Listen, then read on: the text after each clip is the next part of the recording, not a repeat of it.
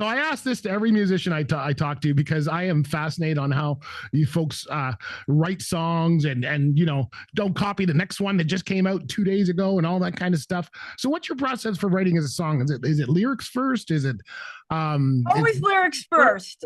Always lyrics first for me. And a lot of musicians, you wait for life to happen, you write a song. I think it was during COVID that I learned that I can write a song by a prompt. Right. And Queen of the Barstool two-step was that song. Like, so somebody had dumped me at COVID. I was by myself. And usually when you get dumped, you go out on the town and you're like, okay, you pretend it's it's okay. You just keep pushing through. And you couldn't do that during COVID. So I wrote a song about it, and that was my prompt. Wow. And Sinners and Saints, it was a prompt. And Sidewalks, I just developed my own prompts because life wasn't happening.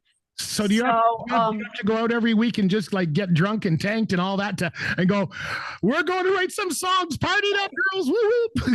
No, you can't keep getting dumped all the time just to write a song about it. Like at some point you have to be able to like visualize what do you want to say in the song, what's your message in the song. At first that sounds bad, and then if you follow the Taylor Swift model, that's not necessarily a bad idea. She made an entire career about it, right? There are worse things that could happen apparently to a musician. Yeah, look at the guy he's got now. So there you go. So I think it's gonna work out for you for sure. Your song Olivia. Now tell us about this, because this was a song about domestic violence and yes, quite serious. I needed a fifth song for the album, and I had in the back of my mind I wanted to write a murder ballad. Would you think you wanted to write a murder ballad? I wanted to write a murder ballad, right. And it really was to make a point about domestic violence and stalking, things we don't want to talk about. Right. But it's happening all the time. This is actually based on a true story. I do work with I was a crisis counselor before I retired. I'm kind of getting back into it, but it's a really real phenomenon that women are really getting hurt. Yeah. I've heard men get hurt too. It goes both ways.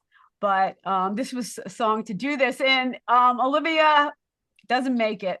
Yeah. So when you're playing a show and you're playing songs like Full Moon Rising and Olivia, are people realizing they're going, wow, listen to the messages here. This is the darkest concert we've ever been in. It's all about abuse and all that kind of Debbie stuff. Downer, she is. Geez, we came for a party on a Friday night and she's just bringing us down. How do you manage that? So do people just not maybe realize it, or do you kind of spread it out so that people aren't really realizing what's going on, sending that message? The message is important. I'm all for you. The message is important, but again, the things have such beats to it that it's not this, drawn out ballad. Oh, poor Olivia. Oh, it's got a driving beat to it. And I have these little funny elevator pitches that I say before a song. Okay. So, they're kind of listening for what the song is about, but it's not a downer for the audience. We're having fun.